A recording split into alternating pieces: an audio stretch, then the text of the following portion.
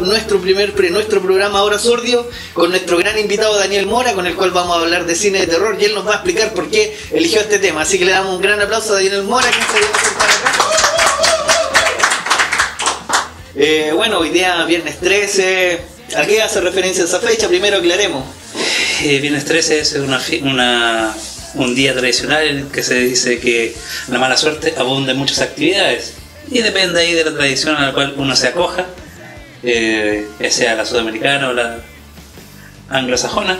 Ahí varía entre si es el martes o el viernes, pero aún así, dado que hoy es viernes 13, quisimos poner en el tema de esta semana las películas y el cine de terror. Excelente, un gran tema, me gusta mucho el cine de terror. Bueno, antes de entrar de lleno al tema, Daniel, primero, analicemos qué es lo que pasa con el cine de terror en Chile. ¿Has visto algo, alguna película, antes de meternos de lleno ya a nuestro gusto propiamente tal de cine de terror? La verdad es que yo siento que en sí el cine de género, sea cual sea, ha sido bien esquivo en la cinematografía nacional. No se ha entrado de lleno en hacer películas de género, y los tibios intentos y los más renombrados han sido los de Jorge Holguín, ¿ya? Que ha producido tres películas. Bueno, sí, claramente los que conocemos, Ángel Negro, que es un vil plagio de Scream. Después hizo Sangre Eterna, que se quiso poner a la moda con las películas de vampiros, y después de eso le vimos la película Solo, que también agarrándose de toda la temática de zombies. O sea, un tipo que siempre está al tanto de lo que ocurre en la moda a nivel cinematográfico, y él lo plasma en sus películas, dándole un pequeño porcentaje de idiosincrasia chilena. No sé qué tan parecido sus películas. La verdad, lo cierto es que he visto Ángel Negro y Sangre Eterna. Ángel Negro, como tú bien dices, me parece un plagio y se nota demasiado lo artificioso que es. Y Sangre Eterna, pese a todos los reparos que uno pueda tener contra la misma, me pareció más interesante.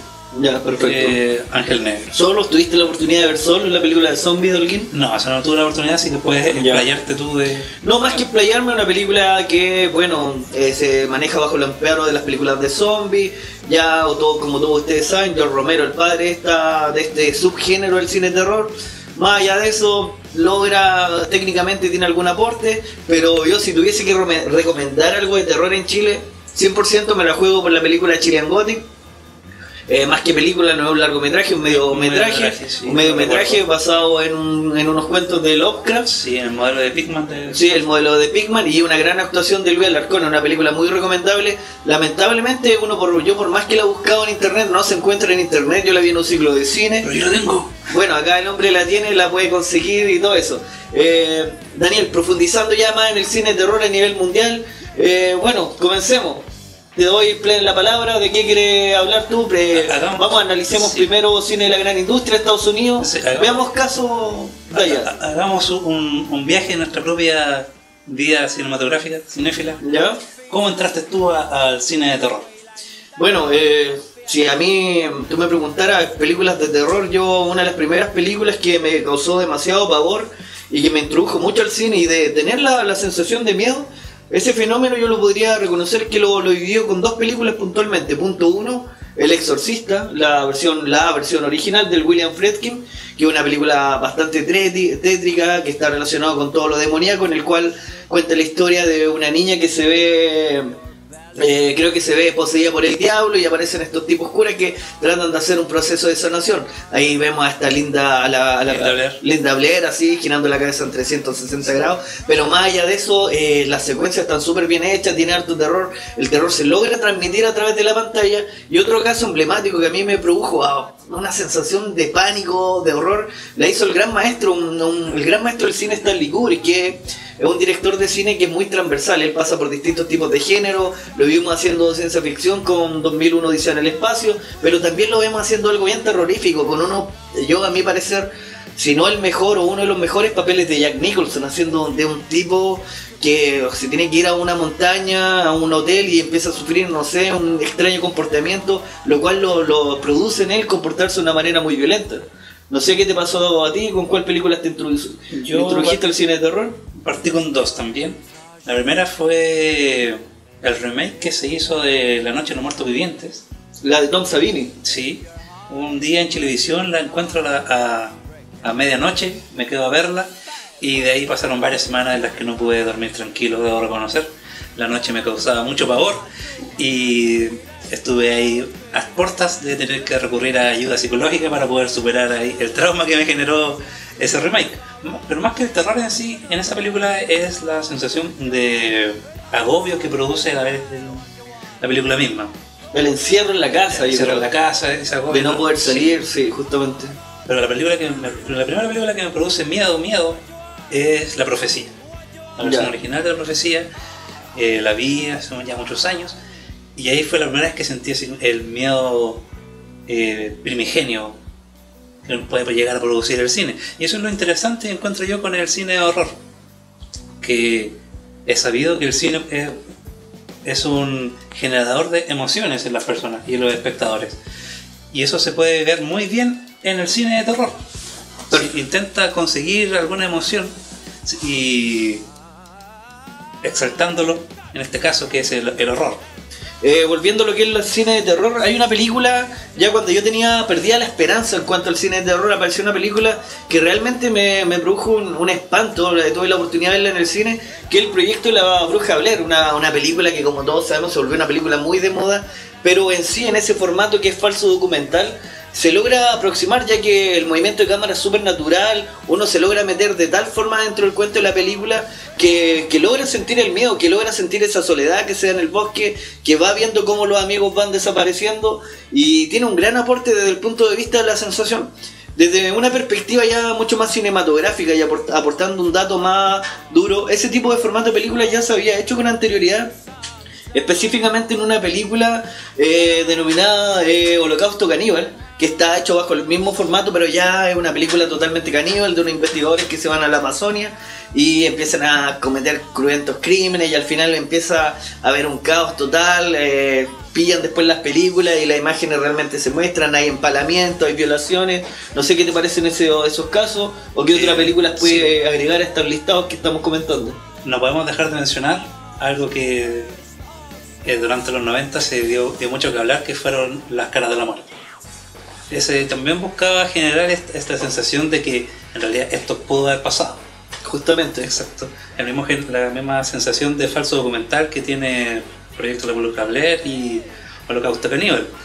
Y yo en mis tiempos, ahí a principios de los 90, siendo un país tan incomunicado y pobre como este, más pobre en ese tiempo, hablar de Las Caras de la Muerte era hablar de enfrentarse a la muerte realmente, era ver la muerte en un medio audiovisual. Insistiendo en ese tema, mucho se ha comentado después con el tiempo, Daniel, en relación a que eran verdaderas muertes o no. No sé qué has sabido de eso, era algo falso, es verdadero. Era algo falso, eso el mismo creador después, y creo que inmediatamente cuando producía las cosas, decía, no, esto es falso, esto no es real.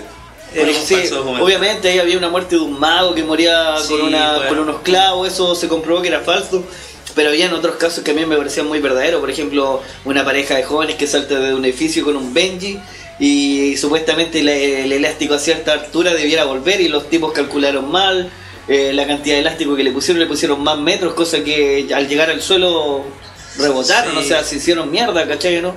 Insistiendo ya en este tipo de películas de terror, Daniel, ¿qué más se te viene a la mente?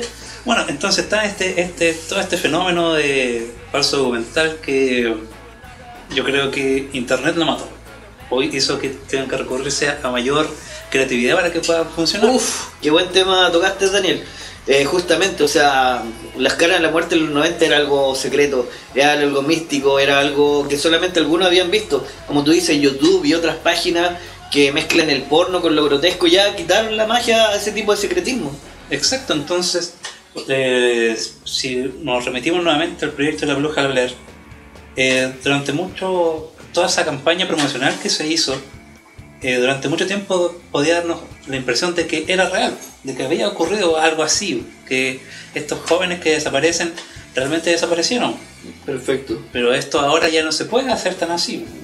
Daniel, quiero que me dé otra papita de cine de terror que a ti te haya marcado, que te haya gustado mucho. A mí me gustó mucho El Bebé de Rosemary. Perfecto, de Roman Polanski. Ahí consigue... Yo tengo una teoría bastante interesante en relación a esa película, pero coméntanos en relación... A mí me pasó algo muy triste cuando vi El bebé de Rosemary. Lo estaba viendo con la señorita Renata, tiempo atrás. ¿Ya? Y ella no lo había visto. Perfecto. No lo había visto y ella de verdad estaba asustada viendo la película. Es intensa ahí con todo lo que pasa en esta. Y el DVD que tenía en ese momento se queda pegado. Al final, cuando Rosemary entra ahí al cónclave de los adoradores de Satán, se queda pegada a la película y arruinó toda la magia que se había generado durante el transcurso de la película. Una lástima. Daniel, quiero complementar algo de información en relación al bebé de Rosemary. Como todos ustedes saben, Roman Polanski ya con esa película está haciendo su primera arma. ¿De qué trata esencialmente la película El bebé de Rosemary? Una película que retrata muy bien a esos pequeños grupos sociales de clase social alta que tenían pacto con el demonio, que funcionaban como secta. ¿Qué le trajo como consecuencia esto a Roman Polanski? No sé si tú lo sabes. Que a él le mataron la esposa, y le mataron la esposa en un asesinato muy violento y por el cual el asesino aún sigue pagando en cárcel, que en este caso estamos hablando de Charles Manson. Charles Manson, los expertos y grandes estudiosos, y yo considero que una teoría bastante válida, dicen que Charles Manson actuó de esa forma y mató a matar a su familia y a la gente que estaba en esa casa porque Roman Polanski estaba contando una película que nunca debió haber salido a la luz. En ese momento en Estados Unidos las sectas eran algo totalmente común. Imagínate, yo sé que acá en Concepción hay sectas y las voy a conocer a través de un cortometraje. Lo mínimo que voy a poder hacer es cobrar algún tipo de venganza. Entonces por lo mismo el movimiento de Charles Manson se le fue encima y me mató, porque primera vez en una película que se mostraba de esa forma la secta en Norteamérica. Es una película que trajo muchas consecuencias en sí. No sé si tú compartes eso. Sí, en el caso de Roman Polanski le trajo consecuencias ya muy trágicas con la muerte de Shannon Tate, su señora. Y bueno, lo cierto es que es como su gran hito dentro de la cinematografía y esperemos que sea recordado solo por eso y no por las cosas con las cuales se ha desenjuiciado ahora el señor Polanski. Bueno, ya yo ahí quiero insistir, o sea, hay agua y limonada. Yo insistir en ese tema. Muchos acusan a Roman Polanski por un asunto pederasta. En algún momento de su vida tuvo relación pederasta, se podría decir, con una joven de 14 15 años, lo cual no le permite volver a Estados Unidos. De hecho, cuando él ganó el Oscar a Mejor Director, no pudo recibir ese Oscar a Mejor Director por la película El Pianista, que es una gran película. No pudo ir a Estados Unidos a recibir ese Oscar, porque si él vuelve a Estados Unidos tiene que ir preso inmediatamente. Con el tiempo se le hizo un documental y mucha gente dice que es inocente. Entre ellos yo comparto esa idea de que es inocente, porque ahí hay cosas bastante tránsfugas en torno a ese tema. Siguiendo con el cine de terror, Rubén tiene un par de preguntas, pero ya, comentario, Rubén. Ya. Saludar a la gente que se está integrando. Saludos a todos, sí. Ya han pasado 48 personas en este rol. Saludos a las 48 personas que nos están viendo. Pati Wea dice que él quiere los cómics, envió igual su película. Jason dice: Sangre Eterna es malísima. Lo que me dio miedo fue ver una película tan mala. Perfecto. Eso me dio miedo. Pati Wea recomienda Dawn of the Dead. Dawn of the Dead. En España. Sí, el amanecer de los muertos vivos, sí. ¿Ya? Sí, de 1978. Para él dice que es un clásico. La versión original es de George Romero, porque agradece que rescaten Holocausto Caníbal también, que esa sí dice para él es buenísima. Saludo a Danilo, que está de Santiago, se integra desde hace mucho tiempo, que nos tiene abandonados. Saludo a Kila Punk. El Golden Boy hace su aparición. Presencia. Rodrigo Barahona, más conocido en el ambiente visual como El Tata, también dice que en el último capítulo de Las Caras de la Muerte, el mito decía que se iba a grabar la propia muerte del director. Eso interesante. El mito urbano que él daba. ¿Lo vamos a investigar? Que le den chela al invitado, pero no, ¿para qué lo vamos a...? No, yo soy el panelista aquí se mantiene sobre. El bebé de Rosemary, dice Jason, es mi favorita, casi sin defectos, pero con ese ambiente de que algo estaba muy mal. Sebastián Mesa manda saludos, dice: buena, la michelada le da el toque sutil.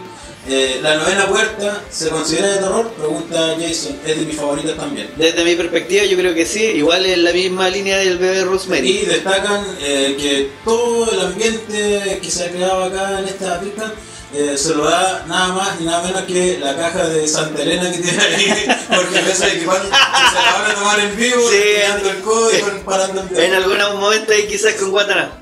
Bueno, muchas gracias a toda la gente que nos ha visto, sigan comentando, acá tenemos de premios, sigan diciendo cuál es su película de terror favorita. Acá con Daniel seguimos hablando de cine de terror. Daniel, no podemos dejar de lado un clásico del cine de terror, del cine de suspenso, Hitchcock, con Psicosis específicamente. Exacto, Psicosis es una mala historia bien contada. Bueno, no el trabajo de Hitchcock en sí, sino la obra original de Robert Bloch, que es una historia un poco mediocre, pero Hitchcock consigue con este trabajo generar todo un ambiente de suspenso, de terror ahí, en el Motel Bates, que de verdad uno se sorprende de lo que pasa. Justamente. El hecho de que... no sé si... No, sí, no, mira, Daniel, contemos porque nosotros sabemos que la gente que está viendo este programa, la gente ya la vio, o sea, nada de spoilers, estamos hablando, dialogando, pensamos que todos ustedes vieron Psicosis, así que no hay problema, dale, Dani. Bueno, entonces es muy interesante la figura de Norman Bates en la película, cómo se representan esta dualidad en su mente fraccionada, en la que vemos a un personaje tan retraído que por momentos creemos que hay otra persona, eso es su madre. Justamente, lo más interesante, ¿cómo logra transmitir eso? Yo creo que Hitchcock con esa película ya llega al Olimpo del cine, o sea, como tú dices, una historia bastante mierdera, pero transformarla con la narrativa que solamente él maneja en una obra maestra. Exacto, entonces al final cuando se revela el misterio y sabemos que Norma Bates es Norman en definitiva, de verdad sorprende, justamente, a pesar de todos los años que han pasado y todo lo que uno ya ha visto. Eso es el gran mérito que tiene Psicosis y por lo cual se sigue recordando y se sigue viendo hasta el día de hoy. Ya, justo. Daniel, otro título que vaya agregando a esta ensalada de cine de terror. ¿Qué opinan de Rec? Rec, ¿ya? ¿Lo dejamos para después o quiere aportar el título? Yo quiero aportar otra cosa. Vamos con Rec después, chiquillos, atentos. Otro fenómeno que también pasó en Chile desde finales de los 80, principios de los 90, es cierto pavor que tiene mucha generación, un gran marco de jóvenes, que es el miedo a los payasos. Interesante, es muy cierto lo que tú estás diciendo. Ya, eso, háblanos de eso, Daniel. Existen dos referentes identificables que han generado el miedo a los payasos en Chile. Ya. Y no sé si en el mundo. Ya.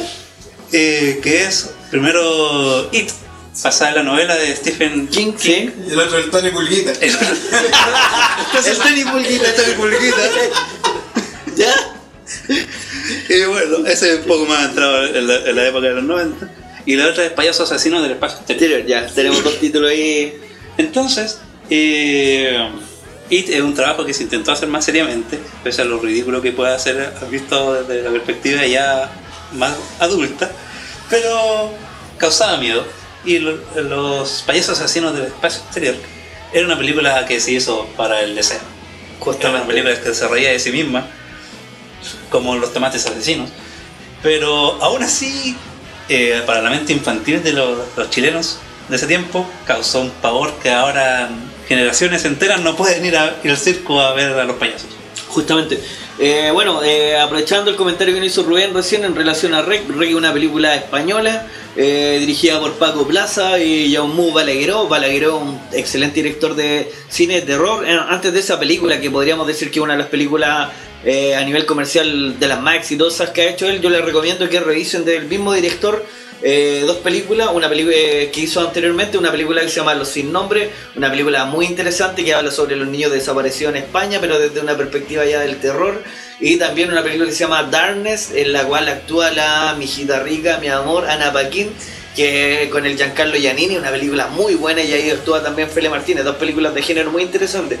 En relación a Rec, yo debo decir que una película ya que está retomando todo lo que venía, por ejemplo, desde La Bruja de Blair, todo lo que venía desde el Holocausto Caníbal, y también podríamos ahí mencionar también algo de la comunidad de la iglesia, o también la misma Psicosis, un grupo de personas que se ve afectada por un terror y queda encerrada por extrañas circunstancias dentro de un hotel. La gracia de esa película es que transcurre en una sola locación y se siente la sensación de encierro. Ahí tiene varios méritos. Eso mismo ha provocado que ya vamos como en la Rec 3, creo, si no me equivoco. Sí, 3, 4 creo que hay.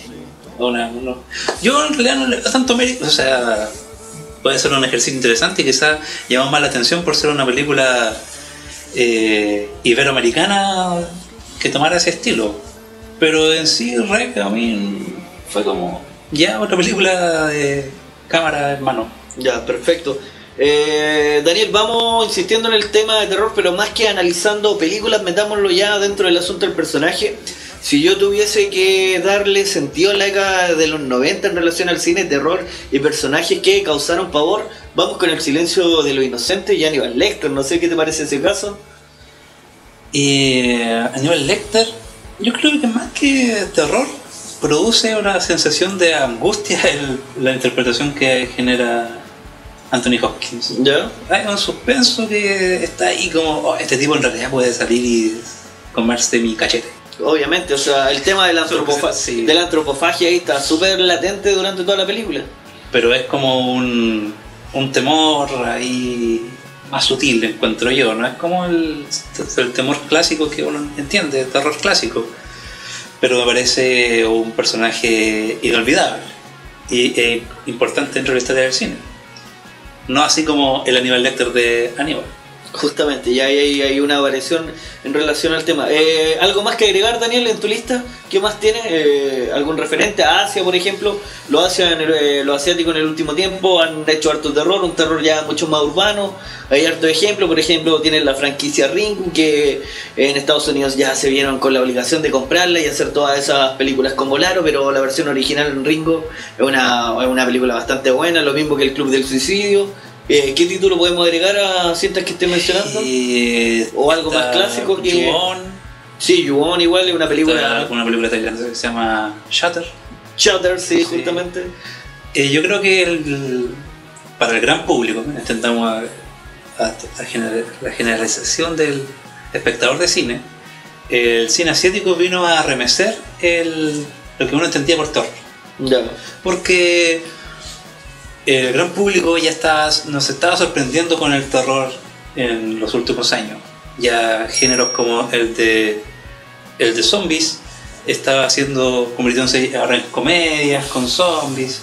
Podemos tener ejemplos así de Shaun of the Dead o Zombieland, porque son más recientes. Hay una tendencia a la hibridez de los géneros cinematográficos hoy en día. O esta franquicia de Destino Final, que era más que nada como hagamos la forma más complicada de matar a la gente. También. Pero el cine asiático vino a remecer eso, encuentro yo. Vino a darle un nuevo aire y el cine gringo lo tomó y se lo comió. Intentar generar unos productos como tú mencionabas, el arte. Pero el cine asiático tiene... es todo un mundo el cine asiático en realidad. Sí, y el cine de terror psicológico que han generado es muy de alta factura. Volviendo ya a la década de los 90, ¿qué consideras tú en relación a lo siguiente que te quiero plantear? Allá es que es cierto que Wes Craven le devolvió lo comercial al cine de terror con su saga Scream en Estados Unidos, como que antes de eso ya el terror ochentero venía ya de baja y de repente aparece este tipo, Wes Craven, poniendo mi hijito rico y mi hijita rica y al asedio de un asesino enmascarado. Como que volvió a la gente más a ver cine de terror, a las grandes salas. Y bueno, eso no lo podemos negar. Scream fue como un batatazo igual en su momento, porque no se tomaba en serio el cine de terror, pero igual se reía del mismo. El personaje de este cinéfilo del cine de terror, de fanático del cine de terror, que decía cómo tenían que evadir las cosas, o cómo iban a morir, o lo que iba a pasar en cada película. O incluso cuando él muere en la 2 y después en la 3 había dejado una cinta de video para darle instrucciones de que el asesino iba a volver, etcétera, etcétera. Entonces yo creo que sí, es muy respetable lo que se hizo, por lo menos con la primera Scream. Sí. Rubén, ¿algún comentario? ¿Cómo estamos de tiempo? Estamos casi listos. Sí, hay un par de comentarios. Danilo Mont dice: a mí me dan miedo las películas de ese terror psicológico, más que las de sangre y muerte. Perfecto. No tan explícita. Jason dice: es que los payasos no tienen aspecto amigable, a propósito de lo que conversaba, con esas muecas y esa cara deforme, y usó mucho de eso. El otro payaso es Crosby también aparece ahí nombrado y confirman que Tony Pulguita sí da mucho miedo. Rodrigo Arón dice Symphony for Mr. Begins, cita como película. Jason dice, pero el cine asiático se repite mucho, la típica mocosa muerta sale en todas las películas. Zombies Strippers, otra de zombies descontextualizada. ¿Sí? Le faltó hablar de Chucky, dice. También hay los comentarios.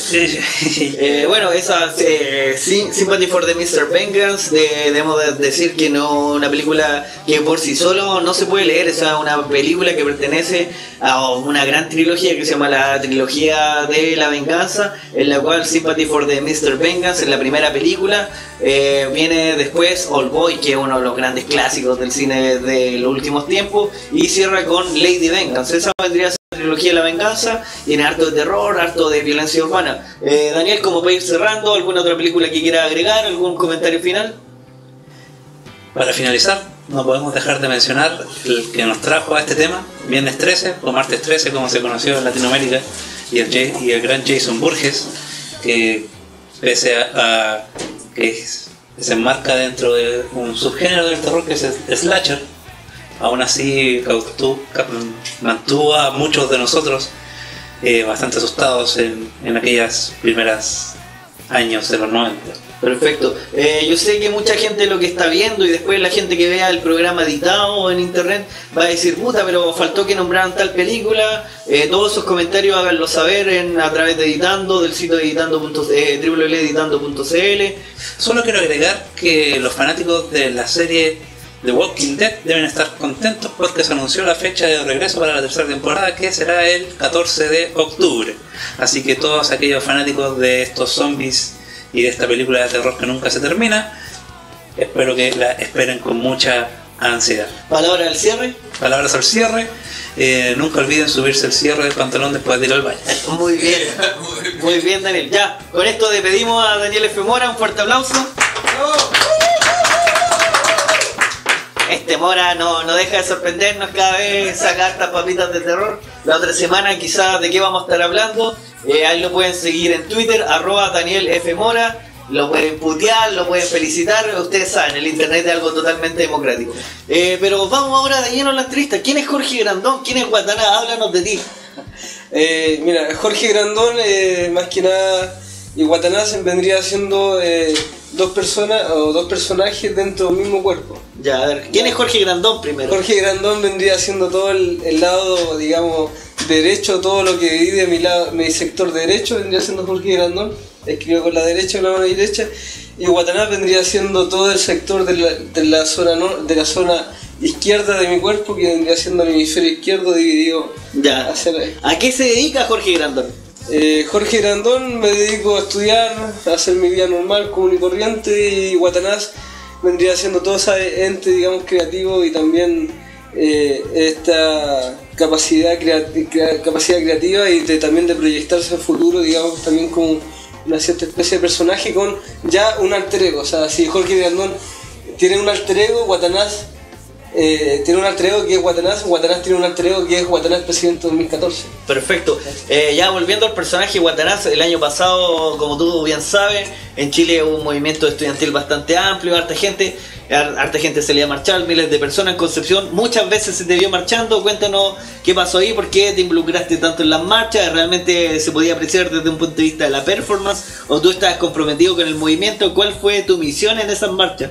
Claro, que partiendo de la base de como yo estudio pedagogía en artes plásticas y mi oficio, digamos, lo que yo iba ejerciendo durante el estudio y mi estadía dentro de Concepción, ha sido artista visual. Digamos que parto de la base del arte visual.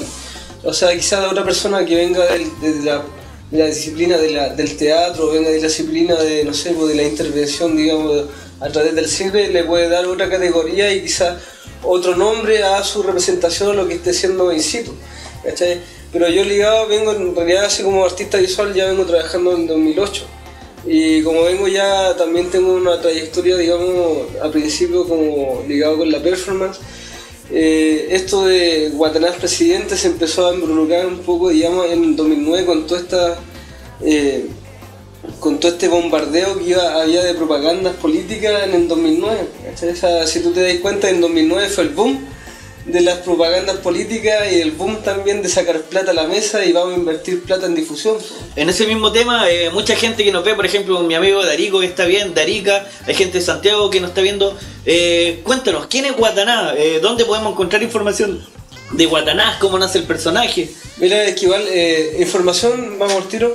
Digamos que Guataná Presidente, el alter ego de Guataná vendría teniendo la página www.guatanazpresidente2014.blogspot.com, que es WUATANAZ. Ahí, Guatanaz, ahí el director del programa lo va a tirar dentro del timeline para que busquen información. ¿Y de dónde nace el personaje? Guataná, digamos, o sea, Guataná Presidente viene haciendo, digamos, del hecho de recoger historias también comunes que los pasaba a todos cotidianamente y también historias también que los reflejaban dentro del hecho de todo lo que representa, digamos, nuestro país. No tenemos un acierto, digamos, asiduo de poder ser escuchados, digamos, por estas entidades políticas que a la vez ellos no reflejan el interés del pueblo, sino que reflejan sus intereses. Y digamos que este personaje Guataná en el 2009, al verse, ¿cachai?, toda esta máquina industrial que ponía plata encima de la mesa para sacar así quién hacía más publicidad, el que iba a ganar, sale este personaje, digamos, ya personificado con la banda presidencial, y la primera salida fue cuando tuvimos el encuentro con Piñera. Cuando casi te tomaron preso, tío, ¿no? No, esa vez no, esa vez lo encontramos con Piñera en el foro, así netamente de casualidad, y estábamos todos personificados. Y estaba Luis Almendra como guachistáculo, estaba otro amigo, y ellos mis amigos hicieron de perro y se le tiraron entre medio de las piernas a Piñera, pero cuando estaba candidato. Ya. Imagínate ahora como presidente, ¿no? Como presidente estamos ya cagados. Claro, con la ley Gilpetres que se viene más adelante quizás, puta, estaríamos presos ya como 5 años. Ya. Vendríamos recién saliendo. Insistiendo en el tema del personaje, ¿cómo reacciona la gente al verte en la calle? ¿Reacciona bien? Algunos te wean, ¿qué pasa con este tipo que anda disfraciando, weando en la calle? ¿Qué pasa con la reacción del público cuando ve al personaje Guataná? Mira, sí, cuando ven, digamos, como Guataná Presidente, igual es súper, entre lo complejo y también lo simple, digamos, de observar y disfrutarlo visualmente, porque también acompaña al público, digamos, al observador, acompaña también a dispararse y a distraerse de lo que es cotidianamente lo que ellos están observando. Por lo tanto, nosotros como trabajamos, yo en mi área, como trabajo desde las artes visuales, lo ligo con el arte de acción, y netamente hecho es como una disciplina latinoamericana y ligado con el contexto político. Por otro lado también lo ligo con la literatura, lo reflejo con la corriente literaria que vendría siendo un realismo mágico, que rompe con la cotidianidad, pero también comparte, ¿cachai?, la realidad también del ciudadano. Por lo tanto, no es como que algo netamente que sea sobrenormal, ¿cachai?, a lo que sucede en el entorno cotidiano. Por lo tanto, nosotros podemos pasar dentro de la plaza, ¿cachai?, la gente quizás se asombra, pero a la vez también lo concibe como algo normal, ¿cachai? Como, no sé, como que, ya Guataná, ¿cachai?, como que ya lo adapta a su realidad. Y tampoco hay como mucha sombra, así como que, ¿quién es, cachai? Como que ya lo asocian, ¿cachai? Pero mucho se comenta en las redes sociales que ya Guataná pasó a ser uno de los personajes más conocidos en la ciudad. Es cierto que muchas mujeres, sobre todo, se como que se impactan al verte. ¿Qué hay de cierto en relación a eso? Claro, hay cierta atracción también. Quizás los cachos pueden ser ¿cómo se vendría siendo? Un atractivo bastante seductor para las mujeres, no sé, algo los cachos, el casco, el sex appeal, claro, la ponchera, algo de ahí, un sex appeal ahí que está oculto, pero solo deben atreverse a acercarlo. Jorge, si por esas weadas extrañas de la vida Guataná llega a salir elegido presidente del 2014, ¿cuáles serían tus primeras medidas? Cuéntanos, convence. Previo a eso, nosotros vamos a postular a la FEC. Ahora este año, para el 2013, nos vamos a postular a la presidencia de la FEC, como yo soy estudiante de la... ¿Como Guataná presidente de la FEC? No, porque yo como soy alumno, digamos, alumno de pregrado y todavía estoy en la universidad, digamos, me voy a postular como Jorge Grandón, pero también como dentro de la universidad no se puede negar el libre derecho a uno utilizar y a vestirse libremente.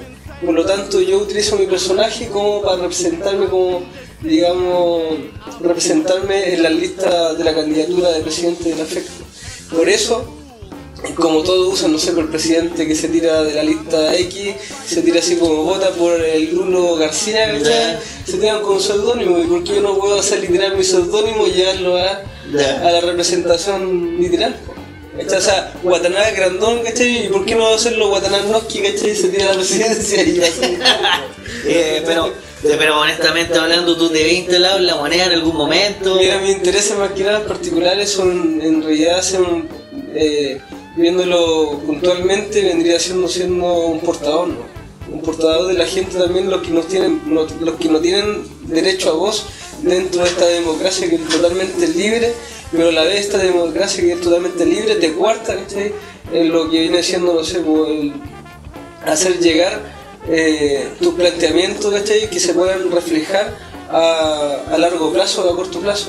¿Cachai? Todos se guían nomás, digamos, por caras bonitas, ¿cachai? Y buscar hacia el lado amigable por mientras les conviene, pero no hay mayor trascendencia durante el tiempo que los intereses particulares de los políticos profesionales, porque la política lo hacen nosotros, los ciudadanos. Justamente. Watanabe, ¿qué es lo que es Watanabe? Watanabe pertenece a la UDI, Watanabe pertenece al Partido Comunista. ¿A qué tendencia política pertenece Watanabe? Nosotros ahora en marzo, digamos, la última actividad de marzo que teníamos programada era formar el primer partido multicultural en Chile. ¿Cachai? Y era un partido multicultural tampoco juntando firmas, ¿cachai? O juntando adeptos, sino que era un partido multicultural de convocar al público, digamos, que también nosotros convocamos, digamos, a gente a hacer actividades. Por ejemplo, hicimos la actividad del 14 de febrero, que era la Acción de Amor, ¿cachai? Que en la cual también Watanabe se tatuó, ¿cachai? ¿Y de qué se trató la Acción de Amor? ¿Gente haciendo el amor en la calle o algo así? No, era la Acción de Amor, ¿cachai? Digamos, como este día tan mundialmente conocido. La Acción de Amor se trataba, ¿cachai? De hacer Watanabe hacía una acción de amor declarándosele, ¿cachai? A su primera dama, la Mirraco, en la cual Watanabe se tatuó en el antebrazo, hay una sigla de unos copigos con una banda presidencial, hasta que la política los separe. Ah, ya, así que el 14 de febrero del 2013 se van a casar. O los vamos a casar. Pero legalmente. Legalmente. Ya, a ver, escuchemos los comentarios. Saludos para Watanabe, dice lo más grande. Patihuea, tuve la suerte de conocerlo en Pechacucha y lo encontró espectacular. Que Watanabe, presidente, aporta lo que Piñera nunca pudo aportar. Más gente dice, Sebastián Mesa se siente presente, Watanabe presidente. Hay apoyo de todo tipo, se parece a Salfate pero con pelo, dice Rodrigo Barahona. Oye, en el caso hoy día me corté el pelo.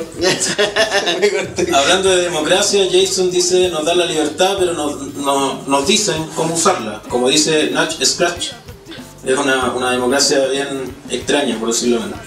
Se las mandó Watanabe, a mí no me importa la política, pero Watanabe se las mandó. Así, comentarios de ese tipo. Y JP Riquelme, @JP Riquelme. Saludos a JP, vocalista es vocalista de Noviembre 11, una banda hardcore de Conce. Periodista, entiendo, del sur también, un gran amigo. Excelente el Ley Penquites. Jorge Mesa, el gran empeño de la gente editando, dice la mejor experiencia que él ha tenido es un porro compartido y un trago servido por Watanabe en el Rum Bar. Oh, sí, la mejor experiencia. Lo veo un rato más. El rumbo un rato más. Preguntan cuándo va a ser la próxima aparición de Watanabe. María José Navarrete, saludos para Pelado, para ti, dice. Un abrazo. Saludos a la María José. El Ley Penquista, lo mejor.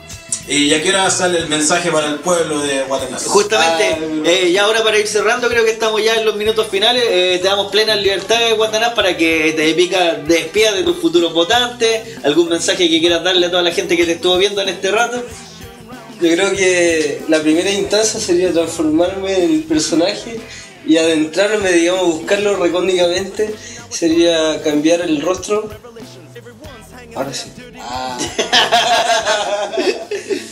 Tú, joven ciudadano, soberano, que está detrás de cámara, te invito a votar, porque las próximas elecciones, digamos, elecciones de alcalde, concejal, presidente, senadores y diputados, si no tienes un candidato electo, no votes nulo, vota Watanabe.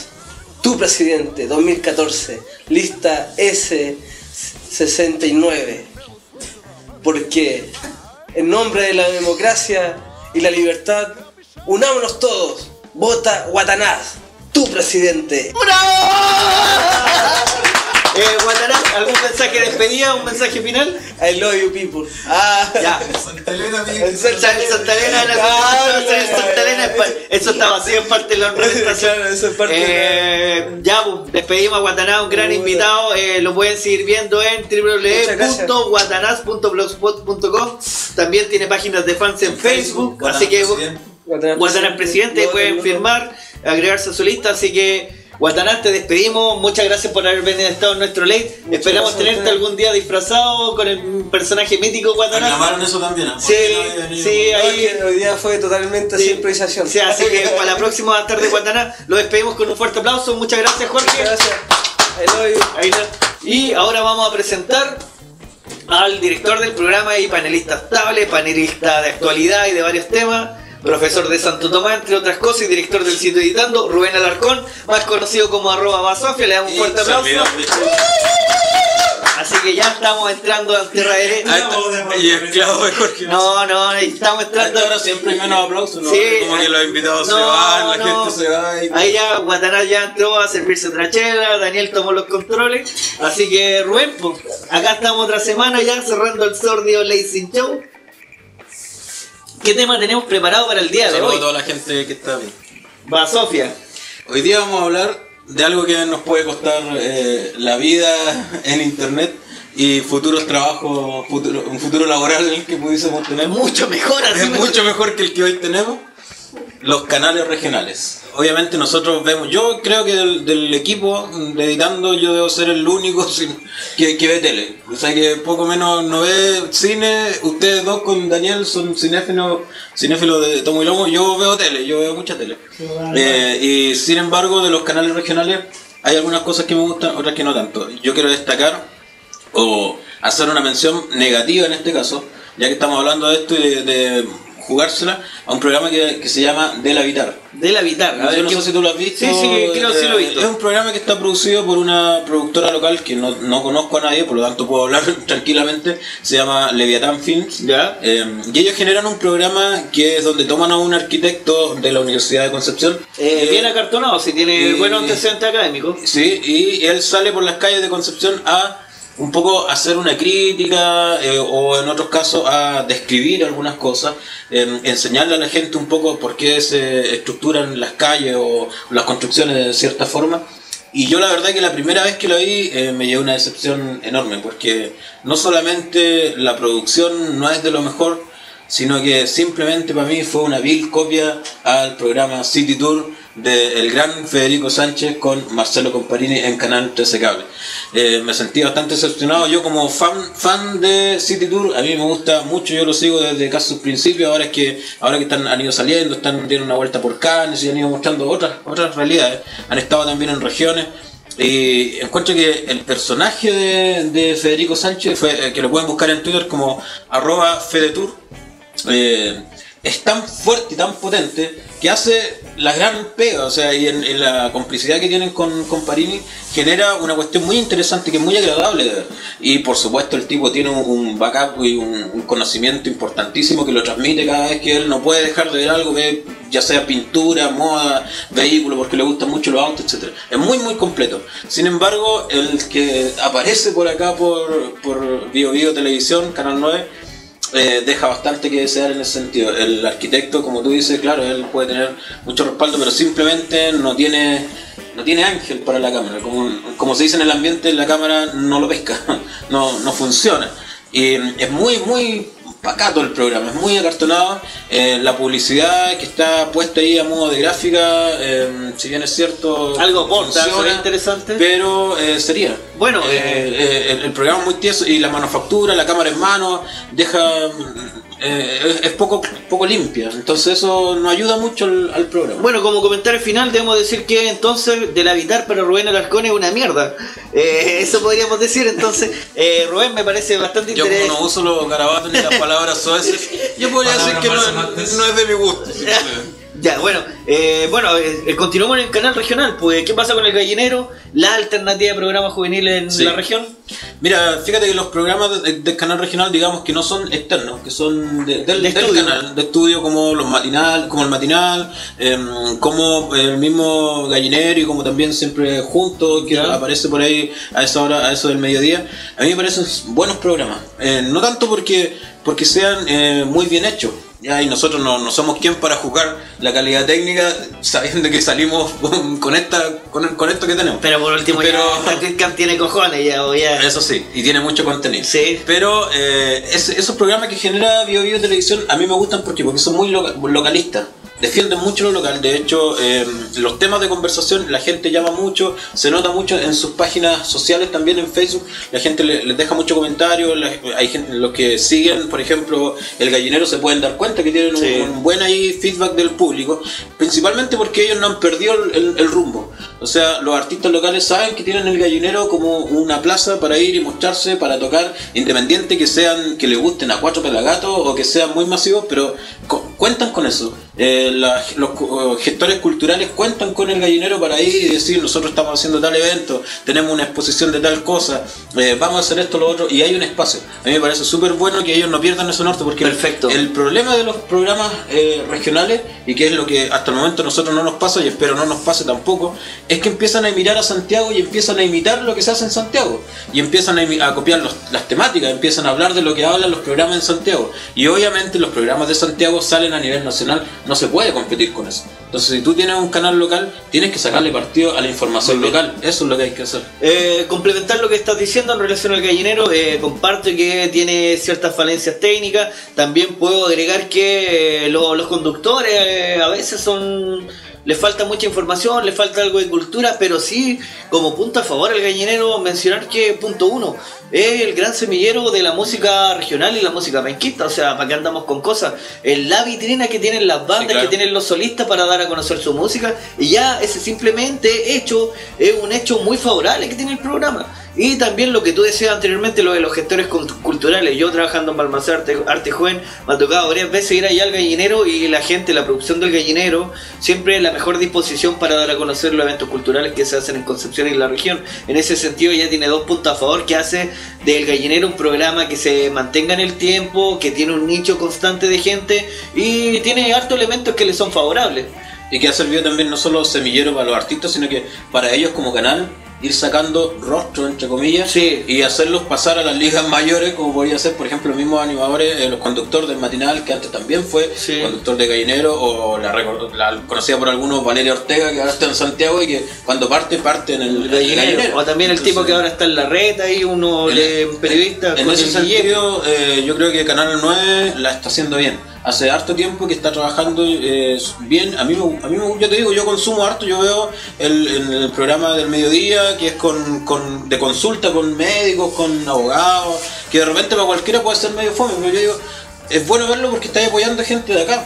Básicamente por eso, en vez de ver una telenovela mexicana, venezolana o lo que sea, o con acento peruano, que la hagan aquí en Chile, pero que traten de invitar a otra gente, prefiero ver televisión local. Bueno, estamos en canal regional, ya hemos analizado del Habitar y ahora el gallinero. ¿Algo más que agregar dentro del canal regional? ¿Alguna otra cosa? Solamente el canal 9 regional. Dentro de los programas que son, digamos, envasados, está Guiarte, que es un programa que yo creo que también merece la pena ser rescatado y mencionado, y que la gente que no lo ve se pueda dar el tiempo, que si bien es cierto tiene patrocinio y fondos de parte del gobierno, pero hacen un trabajo bien hecho. Y también sirve para que todo este circuito cultural que hay en Concepción y que de repente les cuesta mucho hacer cosas y mostrarse, tener una vitrina, allí tienen una vitrina y ahí se muestra, y te dan también la guía con las citas de la semana, como para saber dónde ir o qué va a haber, qué sé yo, los martes cinematográficos, qué película va a haber. Que esta semana hay Daniel Mora, todo esto. La película siempre. Sí, algo así. ¿Algo así se llama? Gal García. Gal García, Amor por Siempre. Con la gente que la quiera ver también. No es de mi gusto, pero más de lo que le puede interesar también pasar el dato. Sí, bueno, Guiarte, complementar lo que te dice, es un gran productor regional. se preocupa harto de la cultura, cubren harto eventos artísticos, le dan harto énfasis a los artistas, tienen ahora una sección de entrevistas mucho más personalizada y realmente hay que apoyar, o sea, bueno, ahora tiene harto financiamiento, pero antes se hacía con el vuelto al pan, Sí, claro. era un programa que se hacía con harto sacrificio, ahora se puede decir que ya tienen algo más de dinero, pero realmente es un programa que vale la pena apoyarlo económicamente porque el gran potencial que tiene y la gran apuesta que hace por lo local, por lo artístico, no lo tienen muchos otros programas. Bueno, eso sería en Canal 9 Regional. ¿Algún otro detalle más que agregar? ¿No? ¿Qué se nos queda? A grandes rasgos, defender el trabajo que hacen en general. En general los canales regionales se hacen a pulso, sí, eso todos lo sabemos. Uno va a los canales, muchas veces uno como docente te abre las puertas, tú puedes llevar muchachos para que vean ahí cómo se trabaja y todo. Y te das cuenta que todo se hace a pulso, que de repente las mismas escuelas tienen mucho más equipo, mucho más, que eso es otro tema, porque de repente salen y se dan con la puerta en la cara los cabros, porque aprenden y trabajan en el set con alta la última tecnología. tecnología, Full HD, llegan a los canales y se encuentran con que están como nosotros. Ya. Entonces igual es otro tema, pero uno sabe que se hace así. Entonces por lo tanto la idea no es criticar y dar en el piso, por lo menos nosotros no nos metemos en ese tema. Aquí estamos hablando solamente de contenido y de cómo enfoca el enfoque. No nos hemos metido en que si se ve mejor o peor, que sea HD o no, que sea, eso dejarlo claro. Cambiémonos de canal, pues vamos al TV. No sé qué te parece esa experiencia, ese programa del Lolito que sale a veces, creo que los viernes o los sábados, llamada Estación 80. No sé si tenía la oportunidad de ver Sí, Estación 80. alguna vez vi, porque creo que lo realizaba Eduardo Aburto con Sí. Freddy Salinas, no estoy muy seguro si, Lalo ya. si era de él o no, o si lo tuvo siempre, si lo mantiene. La verdad que también era bastante pobre, hay que decirle en cuanto a su factoría técnica. Aquí hay que entender una cosa, que nosotros podemos ser muy pobres acá, pero nosotros lo planteamos así porque es el formato que elegimos. Sí, pues nosotros elegimos estar acá. Pues. Pero cuando tú la vendes como que haces un programa de tele, para la tele, imitando los programas que se hacen afuera y con música, banda en vivo, y tú la quieres vender como que es y lamentablemente Como que es un gran programa. ahí se nota mucho la falencia, ahí es donde tú te das el crash así, pero de frontón. Entonces eso es lo que uno tiene que tener cuidado. En TV en realidad yo tengo que reconocer, veo poco TV, porque comparo los matinales, yo me quedo con el matinal del 9, comparo el programa del mediodía, me quedo con el del 9, en la tarde si tengo que comparar, me quedo con el gallinero. Entonces, en realidad tengo que reconocer que veo poco TV, los programas de TV no me llaman mucho la atención. En general son los noticieros los que uno puede de repente engancharse, pero no es mucho más que eso. Yo no sé si tú... Sí. TVU... Bueno, tienen en la tarde en TVU tienen un programa llamado Estilo y Vida, que técnicamente yo lo vi un programa que debe ser lo mejor que tiene TVU, está súper bien hecho y es un programa muy de nicho, o sea, enfocado para la mujer, pero dueña de casa, con cierta cantidad de recursos económicos. ¿A ti te gusta la conductora? No me gusta, esa muchacha Sarkin no me gusta, creo que anteriormente de eso estuvo en un programa de gimnasia y deporte que lo hacía un profesor, Ya. alguien de U2 creo, no sé, creo que... Bueno, no recuerdo el nombre, pero era un programa de gimnasia. Yo de verdad no entiendo por qué hacer programas de deporte y gimnasia en la tele. O sea, podía hacer cultura, podía hacer una tweetcam, no sé, pero ¿por qué programa de gimnasia? Siempre me lo voy a cuestionar. Pero es algo bastante extraño. Comparto que a nivel programático, mucha la diferencia con el canal regional. Yo hace un par de años atrás trabajé en el TVU, estuve en un programa que se llamaba El Conéctate con la María José Yodrá, que ahora está en Canal 9 Regional, creo que está con Postnatal. Esa fue una muy buena experiencia, había un gran equipo, ahí se hablaba harto de cultura, harto de cine, pero ya esa instancia no existe. Hace harto años. Ah, sí. Me pregunta, hablando del TVU, Rubén, ¿cuándo jubilamos al señor Paulsen? O sea, ¿hasta cuándo vamos a tener que soportar viendo el programa? Yo Haciendo creo región? que es que eso tiene que hacerlo la gente, o sea, lo que decía Guatonaz, O sea, yo creo que el deber cívico de la gente ¿qué debe jubilar a sí, estos yo no dinosaurios que entiendo qué debe pensar Paulsen. Debe pensar que el pic en sintonía, que es lo de mucha gente, no sé qué pasa. Bueno, algo que pasa en la televisión regional, creo que en TV funciona así todavía, hasta hace un tiempo, no sé si todavía será así, pero si tú pones la plata, tú tienes derecho a salir al aire. Por tanta plata puedes salir una hora o media hora. Entonces, seguramente él paga su programa y mientras tenga plata va a seguir saliendo al aire. Me imagino yo que puede ser eso, porque la verdad, no sé que tenga rating. Bueno, acá es difícil medirlo en Concepción, pero yo creo que por los comentarios, o sea, se puede palpar en el ambiente que la verdad, ¿sí? y el tablón. Sí, bueno, el tablón igual plantea temas bastante interesantes, hay contingencia política. No es malo que exista, porque también, si no, de qué otra manera tú puedes conocer lo que piensa un político o lo que propone. O sea, igual tiene que tener su espacio. Y el tablón no solamente no solamente el tablón es el video de YouTube donde Fernando Flores sale puteando al pobre periodista, o sea, el tablón es mucho más que eso. Rodrigo Barahona aquí hace mención a que en Estilo y Vida le gustaba la niña rubia del ojito raro, y además que Estación 80 lo hacía Lalo Aburto con Freddy y técnicamente con el señor Leo Morales. Ahí apoyan a Canal 9 Regional. J.B. Riquelme pregunta: si tengo plata, ¿puedo tener un espacio en el Lake Penquista? Obviamente, de hecho a JP lo queremos invitar en algún momento. Si él quiere venir, que se venga. Hoy día no alcanza, pero el próximo viernes lo vamos a tener de invitado. Pero claro, que como en su faceta musical, en su faceta de periodista, así que lo vamos a tener a conversar. Súper interesante, sí, una persona que tiene contacto con todo el mundo. Ya, por mientras, Rubén, yo te quiero hacer la siguiente pregunta. ¿Sordio Late Show tendría una oportunidad en algún canal regional bajo este formato? Bajo este formato lo veo difícil. ¿Ya? Yo creo que... ¿Por qué? Por varios motivos. Primero, la línea editorial que nosotros manejamos es muy en la nuestra. O sea, yo no digo garabatos, pero si tú los soltáis, yo no te los prohíbo. Esto que ustedes están viendo tampoco lo podríamos hacer a menos que fuéramos en un horario pasado a las 11 de la noche, y si es que alguien nos quiere auspiciar porque Jorge nos sale bien caro mantenerlo aquí. Entonces es difícil que lo pudiéramos hacer en un canal en vivo, pero quizás haciendo alguna que otra adaptación podría ser. Bueno, cosas que de repente pueden ser conversables. Ya, volviendo a la tele local, ¿algún consejo que él le recomienda a los futuros directores de programa? ¿Qué es lo que hay que hacer todavía en la TV local? Es que sería muy ambicioso aconsejar, pero mi percepción es que la gente comete el error de mirar a Santiago y copiar en Santiago.